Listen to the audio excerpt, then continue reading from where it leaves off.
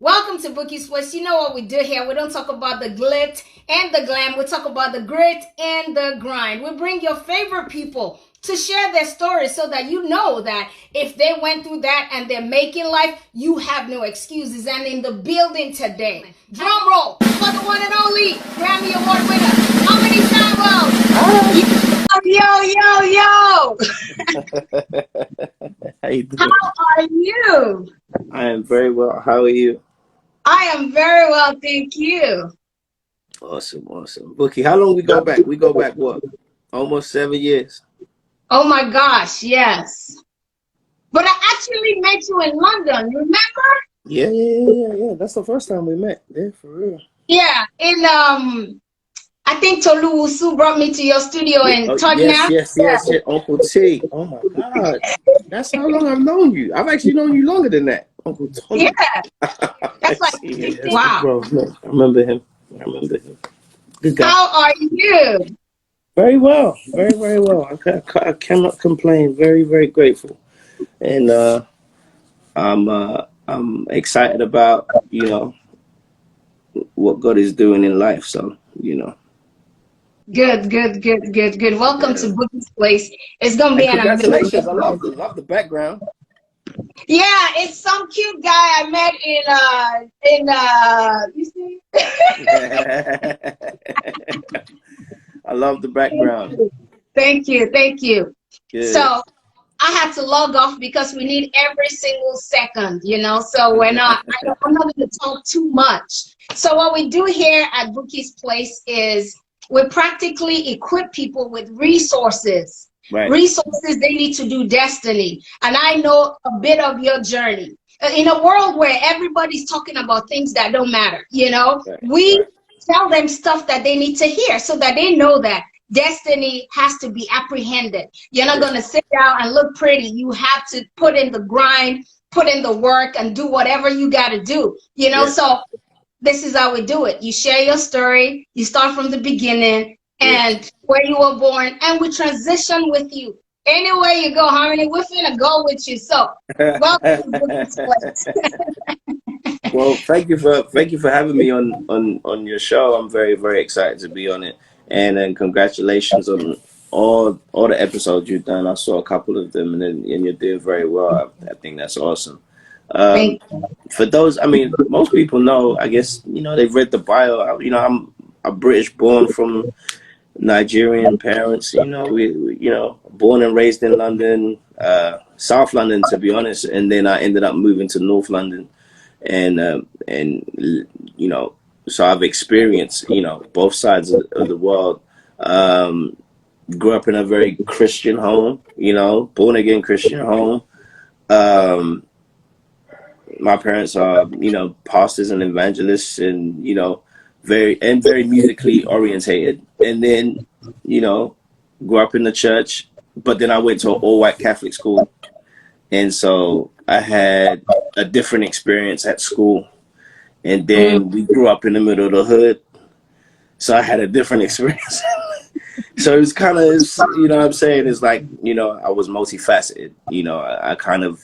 I had like different lives, but they all work together, and I'm very grateful for my experience.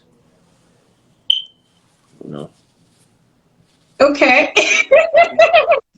It's your show. I'm not gonna say anything. You tell us your story. No, I thought you wanted to answer. I thought you was asking me questions. You're just gonna tell us your story, and then how you transition into music. Anywhere you flow to, we go with you. Cool. All right. Cool. Specifically, I've been around for a long time. In a sense of, music is my gift.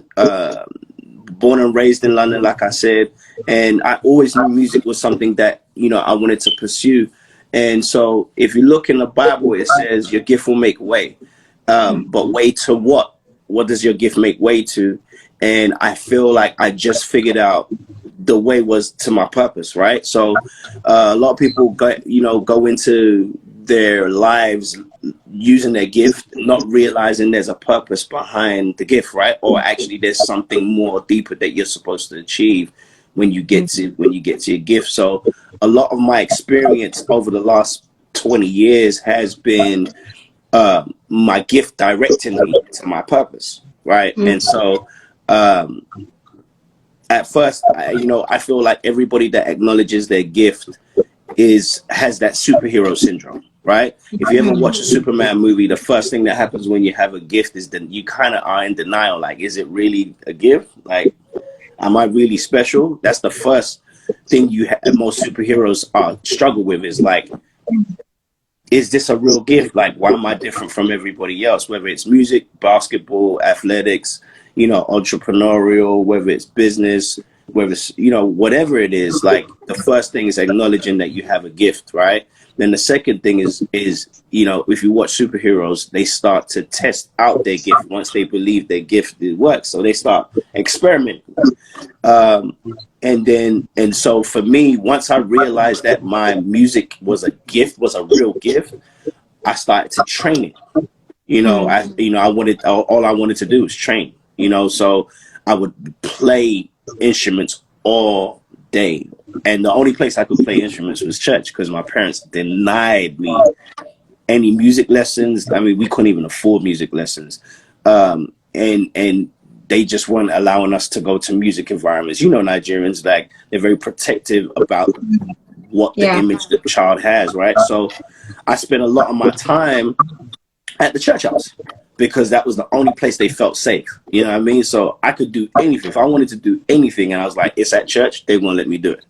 You know what I mean? Like, so the church house became, my stomping ground to really perfect my craft. And I went from playing the drums from 4 years old. By 12 years old, I was playing drums, bass, keyboards, and running the worship team. And like I said, with the superhero syndrome, if we go back to the superhero syndrome, once you discover your gift, all you want to do is keep using it, right? But you still aren't in purpose with your gift, right? You're still not doing what your gift is supposed to do at that point, right? You're still discovering your gift. And one of the tests, if you ever watch any superhero movie, from Batman to Superman to Supergirl to Wonder Woman, is one of the things that happens, and this is the part that takes up most of your time, is discovering it, training the gift, and then knowing how to use it, because you have to know how it affects other people, right? So every gift, all our gifts, my gifts affects people. My music today affects people, right? But when I first started making music, I didn't know how it was going to affect people. Do you know what I mean? So I had to nurture my mind to understand, like, oh, if I go and make records that have negative messages, it's going to affect people negatively. If I make songs or produce records that have positive messages, it's going to affect people positively, right? Just like Superman. He could harm people because he's got the strength to. He could take advantage and go to banks and steal and rob. But instead, he decides to save and help, and so he has to train his mind on knowing what his gift is.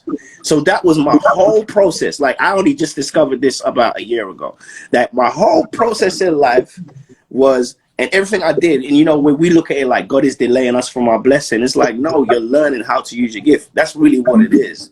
He's not delaying anything at all. He's actually training you so that when you break through with your gift, you can use it for purpose and actually be a superhero instead of a villain. Right? And a lot of the time, we're so concerned about using the gift, we forget what purpose is. Right? And we think our gift is our purpose. Right? So some of the things that I was really hurt about growing up, about my childhood, I'm actually grateful for now.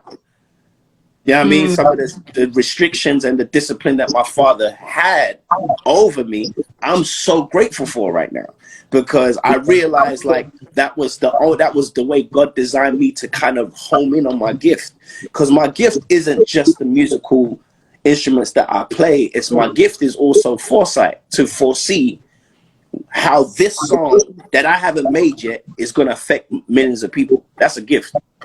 Wow. And I had to acknowledge that. Just like, Superman could fly, right? And bullets could bounce off him. But, Wonder Woman had another gift. And, like, if you watch the Avengers, they all had different gifts and all needed their gifts. We're all built the same way. Do you know what I mean? And we all have special gifts that the world needs, but it's not the gift, it's the purpose in which we use that gift. Is the most important part. So everything I experienced, why I was signed to Rodney Darkchild Jerkins, why I was discovered by him, right? I had to learn from a superhero. He was like my Xavier. Like, I needed to watch a superhero work in real time, right? So I can control and use my gift. And so a lot of us want to go and be things that we're not even ready for. Like, we want to be entrepreneurs in situations, but we don't even know how to hold a bank account. We don't even know how to spend money, but yet we want to make millions of dollars. And that's the problem. That's why a lot of people, make millions of dollars and they lose them straight away, because what they did was, it was a gift in that moment, but purpose never, you know what I mean? Purpose was not in line. So you misuse your gift. Do you understand what I mean? You misuse your gift. And now you go from a hero, superhero, to supervillain. And then we gotta, let me phrase supervillain. We don't turn supervillain like, oh, I'm hurting people per se. Hurting yourself is just as bad. You know what I mean? You're a villain to yourself, right? Because you now have this gift and you now have misused it, and now you're damaging yourself. You're damaging your family, because if something happens to you, your family is hurt by it. If something happens to you, your life is that, like, people around you affected by that. Yeah. Right? So we sometimes have to be careful that our will, the power of will, doesn't drive us into a space of villainhood, and that it drives us into a place of superhero-ness, right? And we've seen superhero-ness happen, right? And it's a thin line. You know when they say there's a thin line between love and hate? There's a thin line between good and bad, and there's a thin line between purpose and failure. Very, very thin line. And a lot of us go into things thinking that, yeah, man, once I become the best artist or the best singer-songwriter or the best this, then I will be complete. Let me let you know this. The day I had 3 #1 records on Billboard, 2 #1 albums, I did not care. I felt empty inside. I felt the emptiest inside. I said, is this all we worked for? Wow. We broke one of the biggest female artists of our generation, Ariana Grande. And when they told me she was #1, I did not care. And it was just like, wait, what is that? It's because I had to find something deeper. There had to be a deeper meaning to what I was doing. There had to be a better reason for this just being the best in the game. There had to be more of an understanding. I have plaques and studios and rooms, and I have all of that. And purpose is more important than any of those things that I have on my wall. I don't even look at my plaques. My plaques don't mean nothing. People look at my plaques and go, oh, wow, you did that. And I'm like, oh, yeah, I did do that. It's not even a part of my system no more. Because in life, achievement, the plaques on the wall is just a mark or a receipt to say you did it. But the real joy was the journey to get to it. That was the real joy, right? If I could relive my whole 20 years again and do it all over again, I would, because I actually sit back and reminisce like, yo, I had some amazing moments that I didn't even realize were amazing moments, because I was so frustrated and fixated on the gift and being the best and envying my brother and being jealous of the person winning next to me, or seeing everything that wasn't really supposed to be what I was supposed to be focused on, right? And so that became my driver. So I'm driving towards my competition, but I'm not paying attention to my gift and acknowledging around me like, yo, you're in a unique space. There's no one like you. You are actually a special individual. Nobody can do what you do. Yes, there's multiple producers, but nobody can do what you do. Right? And when it started to make sense to me was later on in my career. And so what I try to teach people is like, enjoy every day, whether it's from the bottom of the bottom or the top of the top. Enjoy that journey, because we only get to do this thing called life one time. Wow. Right? And when you get to the top, there are things about your past that you're going to miss. There are things about your past that you're going to be like, wow, things were so much easier back then. There are things that you're going to wish you had from your past because you were freer then and not overthinking now, right? Yeah. Too much is required, much is given, right? Yeah. So understand everything that you want your gift to bring to you comes with a lot of responsibility. A lot. Not just to yourself, but to the people around you, and maybe more. Your gift may be to touch millions of people. If that's the case, then you've got a hell of a responsibility. Do you understand what I mean? Jesus' gift was so powerful that he had to die. Are we ready to die for our gift? Are we ready to die for our purpose? Like, and so when you start to sit back and go, wow, I really have not only have to really work on me and really cherish my gift. You know what I'm saying? And one of the things that I definitely learned from the music space is that having multiple gifts doesn't make you better than anybody else. Right? Break it down. This thing isn't even about being better than anybody else. You can't be better than anybody else. Didn't LeBron just break Kobe's record? Didn't Kobe just break Jordan's record? You can never be the best in anything, right? You can only rise to the top, have your moment, and acknowledge that that was your moment. That's all it can be. But someone's always going to rise to a better thing. Jesus came and set the bar and said, yeah, y'all can do more than me now. Y'all can go further than me, right? But instead, we use competition as a form of motivation. And in some way, it is a form of motivation, but it can be crippling because now you no longer know how to expand your gift and do more with it because you're so focused on competing with your brother, right? And I had this epiphany the other day. When Jesus came, he trumped the 10 Commandments. He trumped the old Moses law. He came and trumped the law, and I said, He said, if you love yourself, he said, love yourself and love your brother as you love yourself. And if you look at the 10 Commandments, if you actually genuinely love yourself and love your brother as you love yourself, it's hard to actually do those 10 Commandments. It's hard to fail, right? And that's the problem, is a lack of love for myself and a lack of respect for my gift lends me to drive for things that might not necessarily be for me. And so as I start to receive success, I realize like, I don't really want that. You know, Superman realizes like, I like saving people, but I don't need to be seen. Right? So I'm gonna dress up as Clark Kent and be an everyday person. Yeah. I like helping people, but I don't need the whole world to know. I don't need to put everything on Instagram. I don't need to put, you know what I'm saying? You start to allow your purpose to be more significant than your gift. But you need the experience of your gift and those feelings to be able to understand it when you hit. The unfortunate thing is sometimes we get so distracted that we never get to our full potential of our gift and to our purpose. And so I can say after 20 plus years, I am now stepping into my purpose, right? I'm stepping into it. Wow, you're only just stepping into it? Yeah, it was a 20-year journey. There's a lot about me that I didn't even realize. I didn't know what I was going to do with $1 million when I got it. I didn't know what was going to happen when I was in the studio with Chris Brown and you know, whoever, Ariana Grande or whoever I didn't know what was going to happen. So for me to say I was going to make this happen, I mean, yes, I foresaw my life, my gift doing great things. Yes, I saw that. But I didn't know what my purpose was until I had completed that task, right?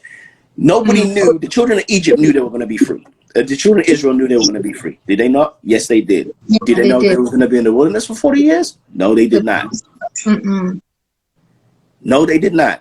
And why didn't they know that? Because nobody knows tomorrow. So that's why God always tells us to focus on today. That's why I tell people, enjoy the journey to the process. It's the best part. The steps to your glory are the best parts. Jesus died in a moment, but we still tell his story, the journey. We tell it all the way from when he was born. Do you know what I mean? So my achievements are only partially matter to what which we got to do in life. They only partially matter to what we have to give to the world. And whether you're a basketball player or whether you're a football player, whether you're a musician or producer or singer-songwriter, it just so happens my gift is music. It just so happens my mountain that I'm climbing up to is entertainment. So I have to do what I have to do to get up to the top of that mountain so that I can cause change. See, a lot of us want to cause change at the bottom. It doesn't make sense. You can't cause change at the bottom. You got to really focus on getting up the mountain, right? So you can cause effective change. And when I say the bottom, it's like if you don't know how to use your gift, then you're kind of harming yourself by trying to fix problems that you don't even know how to fix. Right? And Rodney Jerkins used to say that to me. He used to be like, I used to be like, man, I'm going over to do this and I'm going over to help these people. And he said, let me ask you something. He said, why don't you just get to the top and then you can help everybody? Wow. And I was like, okay, it's bing. So I started to change my mindset and say, all right, how do I now effectively change everything around me instead of lifting this unnecessary weight? Do you understand what I mean? And unfortunately, and you know, that's been a quest of mine for the last few years. Like, okay, how do I effectively change or cause the change? So I would strategically use my gift as a weapon, right, for positive things. Let's look at my history. We go to When Jesus Say Yes, right? Jesus Say Yes by Destiny's Child. It's a very, very interesting story. When I first, that was a song that, as you know, it's a Nigerian, it's an old African hymn, and it's actually an old black cultural hymn. Jamaicans sing it, Caribbeans sing it, Africans sing it. When Jesus Say Yes, nobody can say no. It's an amazing chant, right? And my parents, my mother would sing it all the time, especially when we had difficult times. She would sing it and we would respond. So my mom would say, when Jesus say yes, nobody can say no. And then we would go, when Jesus says nobody. So it became a thing we would do at home, right? And who would know that that weapon would be used 20 years later to affect the world? Who would know? But because I was training my gift, I realized, oh, here's a purpose moment. Right? Here's a purpose moment. So Michelle is talking to me and I say to her, yo, you should, when you go to Nigeria, you should sing this hymn. When Jesus says yes, nobody can say no. And she looks at me, she's like, what is that? I'm like, it's an old African hymn. She asks me to do the record. So we do the record, right? And as we do the record, a year later, Beyonce jumps on it, Kelly Rowland jumps on it, and now we have the biggest female biggest R&B group on the song, right? And I remember sitting in my studio thinking, do you know what this is? Like, to even have a song that you used to sing with your parents, and it is a cultural song, and the biggest R&B female group is about to sing it to the world. Do you even understand how purpose-led that is? Do you even understand the weapon of destruction for the kingdom of darkness that is? Like, just think about it. Remember I said you can choose, your gift can be you could be a superhero and use your gift for good, or you could be a villain, right? In that moment, I said, oh, wow. This is why we need influence. This is why we need to be, we can't be stuck in limitations and doing things for just, you know what I mean, for religious sake or for cultural sake, like Nigerians. Oh, you can't do this because you'll fail here. We have to expand. We have to expand. Yeah. Right? And that was a moment of expansion. That was a moment where I could touch every person who may not have known who God was, who Jesus was, who may have not been acknowledged, who was not lifted up. We were about to hit everyday people. not church community, not the church community, not the religious sector, everyday people who needed to hear that word. Yeah. That's how you hit purpose, right? Your gift made the way, and now boom, you get to do something purposeful, right? Same thing. Let's move forward. Janet Jackson. And at this point, I'm realizing that, oh, I'm a superhero and I got to be used a particular way, right? And my superhero power isn't necessarily one that's, to stand in front of the video and necessarily be like, I'm not a Timberland. No, I'm not. I'm not a Pharrell. No, I'm not. And I'm okay with it. When I was coming up, I wanted to be them, right? I wanted to be Timberland so bad. I wanted to be Pharrell so bad. That was a passion of mine. They are some of my biggest influence. But then I realized that's not necessarily my call. Right? And so Janet Jackson, who comes to my table, once again, we have an opportunity for purpose. We have. Janet Jackson comes to me. This is a legend. I've wanted to work with the Jacksons for years. And JQ, who my boy from London, is basically A&R'ing her and says, come and work with Janet. And I'm like, okay. And, you know, there are multiple layered things that happen in that, you know what I mean? Like that I could go in and make spiritual like connections and be like, this is all God leading up to this moment. It's too long to even go into. But at this point, I know that this is another moment in which we can impact the world. I know that, right? It's Janet Jackson, the sister of Michael Jackson, who has affected the world, affected my life for years and years and years. This man has been gone. This woman has done record after record and touched the world. This is an opportunity. This doesn't fall on your lap every day, right? So as I go to work with her, I'm literally meditating, like, what is it that I need to give her? And I understand that I have to go in somewhere deeper then, and I have to ask myself something. I have to go to a place and really tap into my superhero mindset, right? And find something for her that was going to connect the world, right? She wanted to connect worlds. She was like, I want to connect to the world. I don't want to just connect to I don't want to just connect to, you know, my core audience that love my, you know, Control album, or, you know, she wanted to connect to the world. And she gave me a list and I was like, Jesus, how am I supposed to do that? You wanted Africans, Caribbeans, the whole world in one song? Okay. And in my meditation and research, like every superhero must research their opponent, right? Every person, basketball players, boxers, every athlete, they research their opponent, right?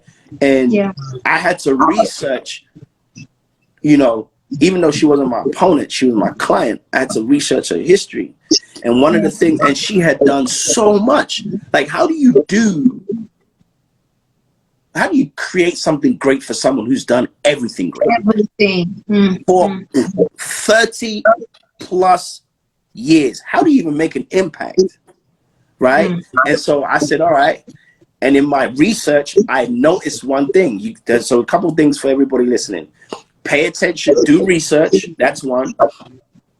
In any avenue, whether it's business, any avenue, music, basketball, do your research. Learn your opponent or client, right? Or industry. Pay attention to the climate. So pay attention to what's happening in that present time, right? And try, if you're working smart, pay attention to what may be coming ahead.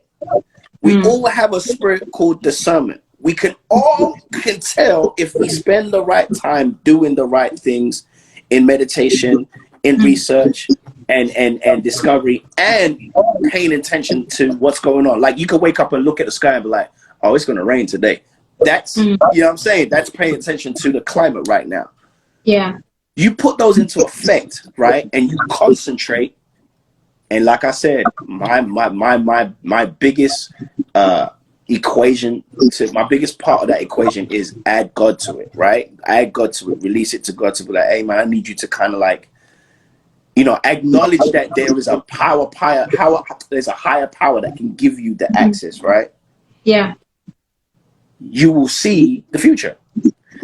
And so I'm sitting down in my house, and I call on, I was like, I need you to give me something that she's never done before. And so the first thing I realized was like, oh, she's never really culturally, and I mean Afrobeat culturally, made an impact like that, right? I know she made an impact as her music, but she's never tapped into the music. Obviously, I'm also paying attention to the climate. Afrobeats is a scene that's stepping into. I'm one of the people who have definitely screamed and shouted for the culture. I'm like, opportunity, let's do an Afrobeat record let's do a highlight record for Janet, right? Yeah. But we want it to be impactful. How do we make something impactful? Well, if it's God, it's touching everybody. If it's God, it's going to touch everybody, right? Yeah.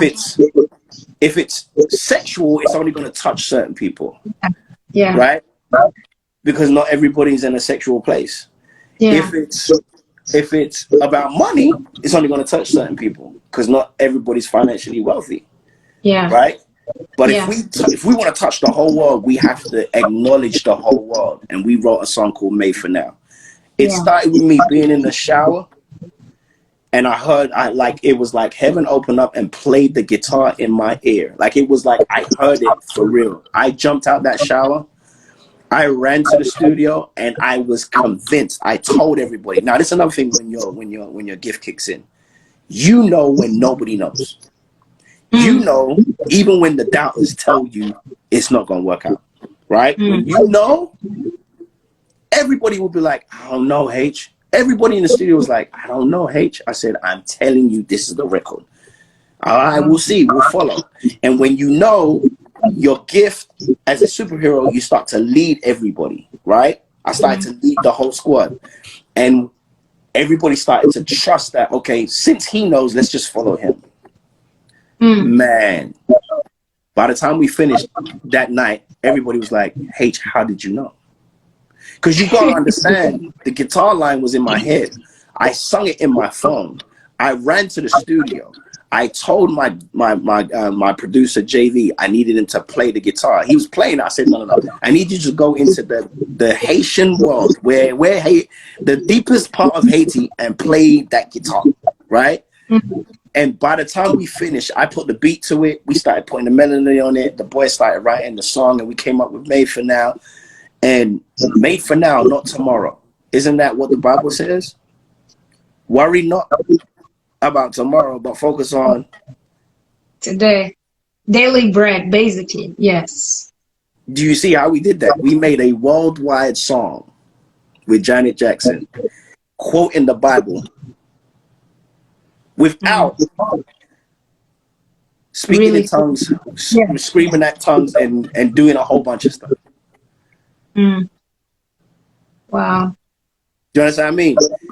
Purpose, once again. And I don't need nobody to call me and say, yo, man, you did this great thing, man. I see. No, my job was done. Like every superhero does. Superman doesn't stand around all day waiting for everybody to acknowledge him. He goes on to the next thing. Right?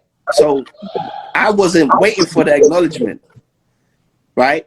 I just know that when people heard it, and I saw people's lives change, and I saw people felt exalted, lifted, and I saw cultures come together. You understand? We put Daddy Yankee, the Latino market was involved, the African market was involved, world Western culture was involved. We put our whole world together, even for that moment.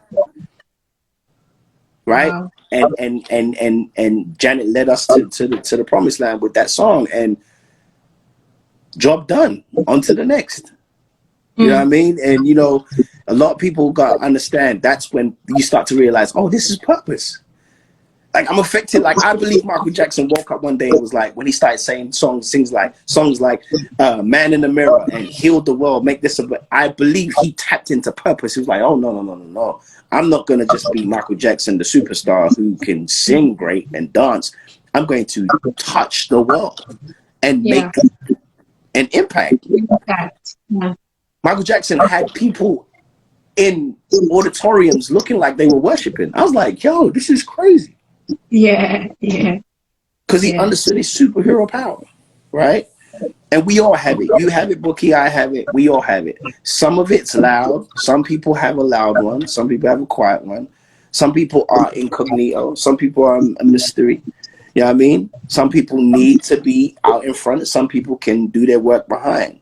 The sole purpose, just like the 12 disciples, right? They all had gifts. They all had gifts. And they used them. Even Judas had a gift. Or the story would not be complete. Yeah. He was the villain. Jesus knew it. He knew it. The only people that didn't believe it was the ones around. So that's what it is. That's what it is. Like, wow. Purpose. And so my whole life has been a great experience because I realized my gift made way for me. And now I'm fulfilling purpose. I had been fulfilling purpose, but not deliberately. Now I'm deliberately fulfilling purpose. Do you understand what I'm saying? Like, I was fulfilling purpose when the opportunity came, right? But now I'm deliberately, everything I do, every move is a strategic way to fulfill purpose. Now the picture looks bigger. It's bigger than music. It's bigger than me. It's bigger than, I probably won't even live to see what God is planning on doing with what we're building right now. Probably won't live to see it. But my point is it for us to see so we can stroke our ego? Or is it for us to see, is it for us to build and leave for our children's children so that they too can live in? Because you understand, a lot of people didn't make it out of the wilderness to the promised land, but they sure led them to it. Yeah. You know? And so part of what we're trying to do right now is make sure that our foundation to what we are building for the future, whether we see it or not, is in place. That's true purpose. Jesus knew he was going to die, but the foundation he left us was in place. Yeah. Right? It's in place. Yeah. The opposition cannot function without this in place. Like, the opposition is like, damn, if we didn't kill Jesus, we might just be, you know, they're sitting around thinking, why did we kill that man? Like, we should have just left it. Because it's the thing that taints the game now. It's the thing that they've lost control. Yeah. Right? That's what we want to do. We want to be able to leave, especially as black people, black men, black women. We want to be able to leave knowing that we messed the game up. We changed the system. Yeah. Like, oh, yeah, we killed them. Good, they're gone. Get rid of them. They're out of our lives, but not realizing we'd sowed such an amazing seed that when we leave this place, it causes, it affects change. The opposition can't function without acknowledging that this thing is here. Life cannot function without acknowledging that Jesus exists. Yeah. Right? Yeah. If I die today, God forbid, God forbid, I have made my mark. Yeah. Right? I have sowed seeds and it can continue. Yes. You understand what I mean? And that's where we got to get our mindsets to. We got to really, like, I realized waking up in the morning and being like, why do I have so many, like, why am I so good with this music?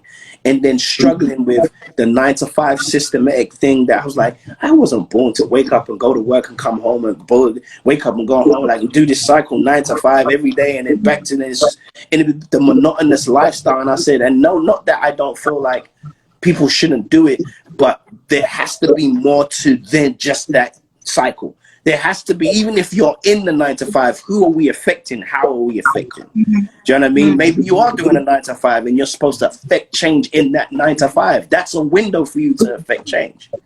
Do you understand what I mean? And for me, I wanted to break the monotonous cycle, right?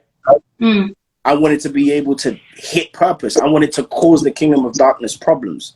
You know what I mean? I wanted to be like, oh, and he's going to attack you back. But I'm like, and I was like, and the only way I know how to is to use my gift. It's the only way I know how to, right? Wow. I'm not a preacher. I'm not a pastor.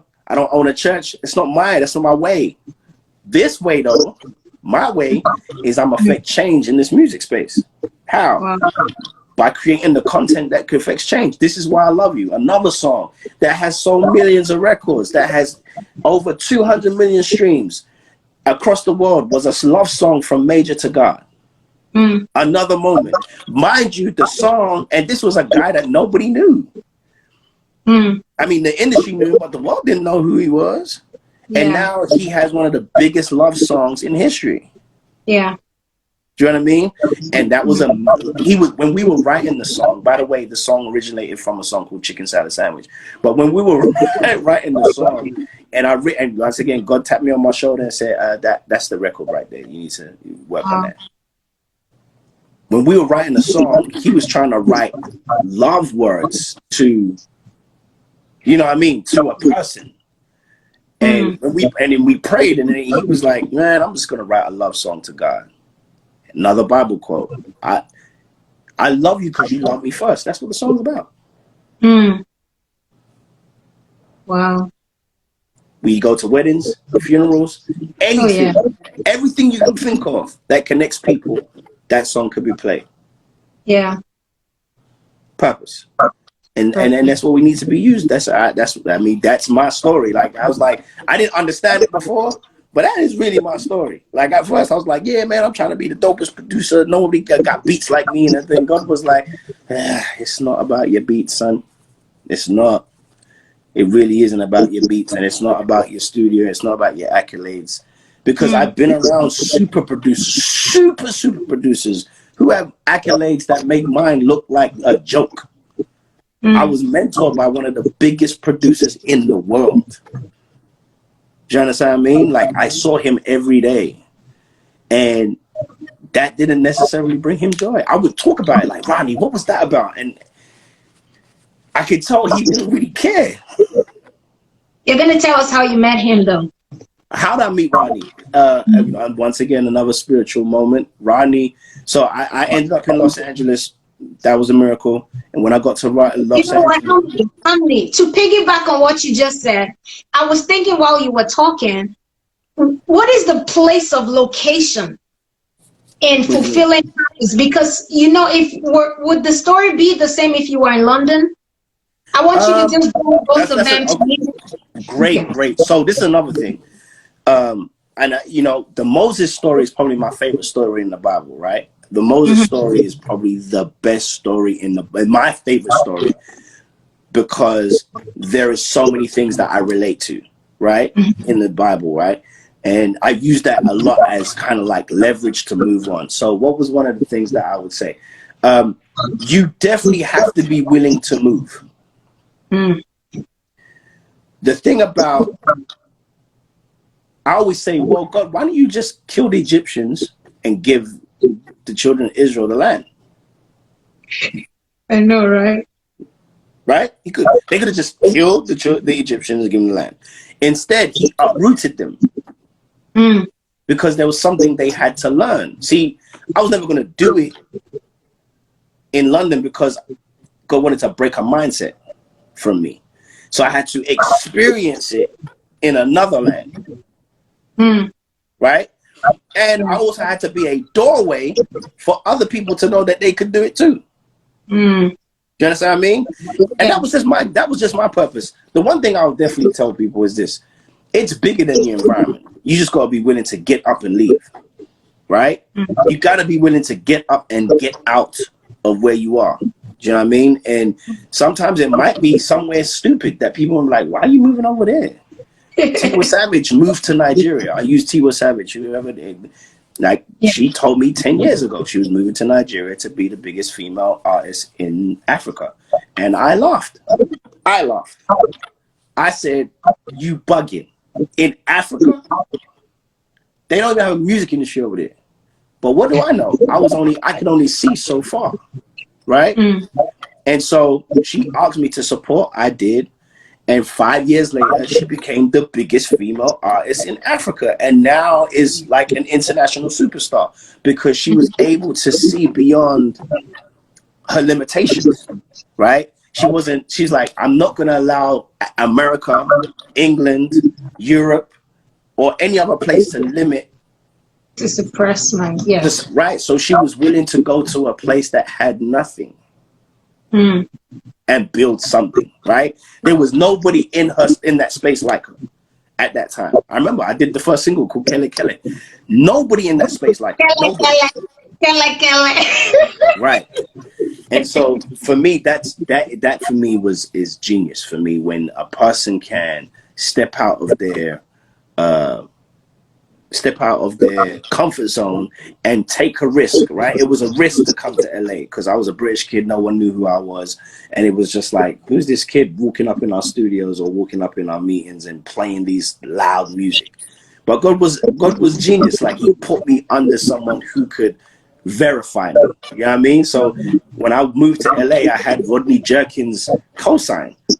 So when I sat down in meetings and was like, oh yeah, you know, Rodney Jerkins, I'm signed to Rodney Jerkins, people automatically open the door, right? But even when I met him, he didn't meet me. He heard my music. He never met me. He heard my music first. Tell us about that.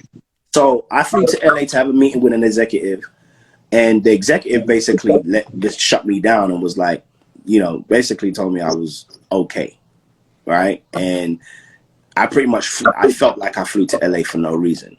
On the flip side, Rodney Jerkins was across town in a meeting with Jimmy Iovine, and someone was playing my music in the room next to him, right? And as that music was being played, Rodney said he was very uncomfortable because it was just like, whose music is that? It was almost like his spirit and my spirit were one, right? And he said, Jimmy, I'm gonna just go to the bathroom. I'll be right back. So he goes to the bathroom, and as he on the way to the bathroom, he knocks on the door and says, yo, whoever this kid is, I don't know who he is. I want to meet him. Like, he was like, who's that? This is some kid from London. His name's Harmony. He's supposedly in LA. It's like, well, make sure he doesn't leave LA. The rest is history. Do you understand what I mean? So while on one hand, while I'm being let down by one person, I am being picked up by another, right? I am being raised up by another. On one hand, an executive that I was so hoping was going to take me on. I flew all this way to Los Angeles, and he was like, he didn't give me, he maybe gave me 10 minutes, right? Wow. And then this man who never met me before and only heard my gift was willing to change my life. Wow. And that's purpose right there. That's God. That's, you know, God will go ahead of you and make your way straight. Like, that's God. I could imagine if I went with that executive. I don't know if things would have turned out the same way as they are now, right? And so after I signed to Rodney Jerkins and I finished my time with him, I realized, oh, we were like-minded, right? His faith was like-minded, his heart was like-minded, his work ethic was like-minded, and I remember when I sat in the room, God was like, I need you to just learn. I know this don't make sense, but this is your opportunity to learn. You've never done this before. Wow. You've never been here before. So you need to see what it looks like. Good, bad, and ugly. And that's the same thing with my brothers. Anybody who works with me on my side. Learn from my mistakes, learn from my flaws, learn from my greats, learn from my successes, learn from my wins, learn from everything that I do, because you're going to have to stand on your own 2 feet. And that's what's called passing the baton on. Like, Rodney didn't give me fish, he gave me a rod. Right? Yeah. He said, go fish by yourself so you don't have to keep asking me for a fish. Wow. And that's what he did. So I wouldn't even know how to build studios. Like, I built 6 studio rooms, right? I don't even know how to do it, but I saw him do it. I saw him build studios. And I was like, you can build a studio like that? Just like, you can just do it yourself? And he was like, yeah. Wow. And so the next mission was to build a studio. So it was like my last year it was like a last year in college. Like, you know, go and watch a king really do it. And I'm grateful for that experience. I never would, if I could turn back the hands of time, I would do that run again. Wow. You know? And the one thing I said I always make sure I do, you know, him, Brian Jackson, you know, always respect and acknowledge those that open the doors for you. Always acknowledge them. And even if it's for a moment, you have to acknowledge them. It's important. It's, in fact, more than important. We have to acknowledge those who open the door for us, because we wouldn't be in the positions we're in, right? And sometimes, you know, we look at the people who open doors for us with a negative eye, like, oh, they didn't do this, they didn't do this, they didn't do that. And it was like, hey, man, just so you know, it was never his job to do it for me. You know what I mean? It was my job to do it. He created the opportunity. Would I be in this position? And so we have to remove entitlement from the grounds, right? And sometimes we go into opportunities with an entitled mindset, you know, especially when we compare ourselves to other people. And I had a different way.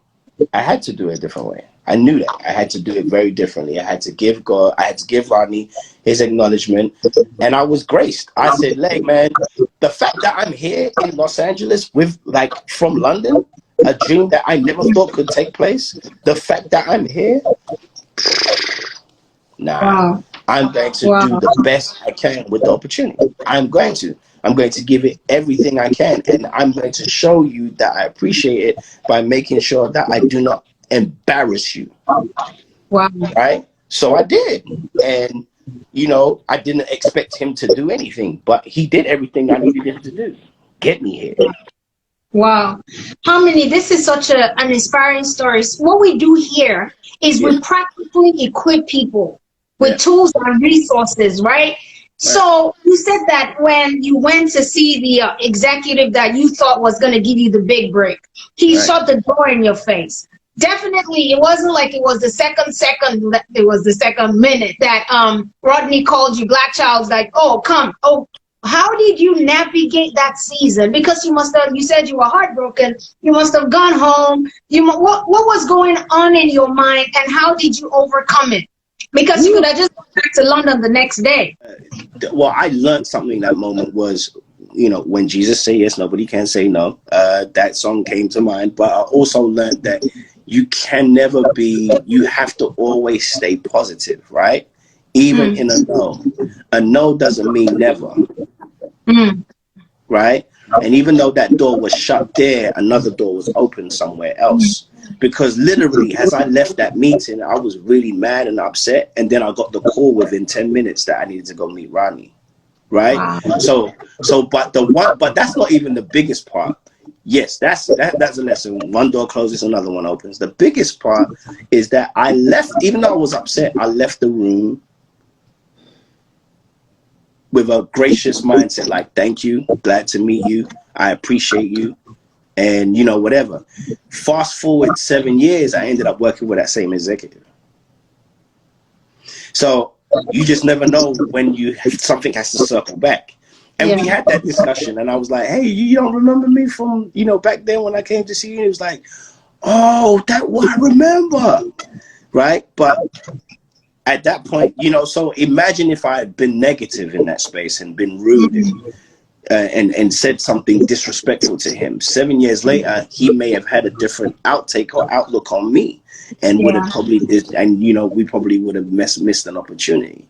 So you have to, you know, even when people come to see me about working with me, I always say, hey, man, it's not that it just might be bad timing. But the one thing you don't want to do is burn the bridge, because you may have to cross that bridge later. Right? And a lot of people do that. They burn bridges and they get mad, and they, you know, they look at a situation with an entitled mindset and say, man, you didn't help nobody, you didn't do da-da-da-da-da-da, and burn the bridge. And then later on they realize, like, oh, I really gotta go see Harmony again. He ain't gonna want to work with me. And I had to learn that myself. I learned that in some ways too. Like, I burnt some bridges that later on it was like, man, I can't even go back there because I burned that bridge. You know, so take every experience with an open mindset and leave with a positive mindset, even if it hurts, because you never know, the door may reopen later on. Yeah. Wow. Listen, we have 3 minutes more. Wow. I want you to tell us how you got up from London, because we know about, get rid of everything that stops you from moving forward. How? You leave. God literally removed everything that would keep me captive. Relationship, friendships, everything. And you gotta want to. You gotta ask and you receive. I said, Lord, I need to change the situation. I need to move forward. I don't want this no more. And he said, okay, it comes with a risk. And he started to move those things. My ex-fiance left me. We broke up.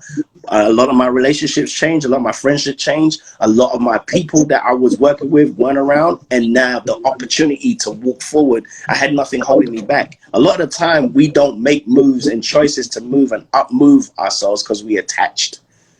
So if you want to move, you got to look around on what do I need to cut off that can allow me and free me to move forward. Wow. What do I need to cut off to make me move forward? Thank you so much, Harmony, for coming to Bouqui'S Place. Any other projects you're working on now? A few. I'm working with Drum, Janet Jackson, Queen Naija.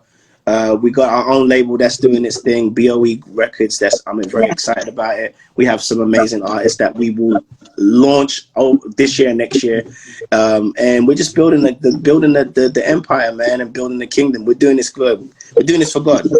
Kingdom culture.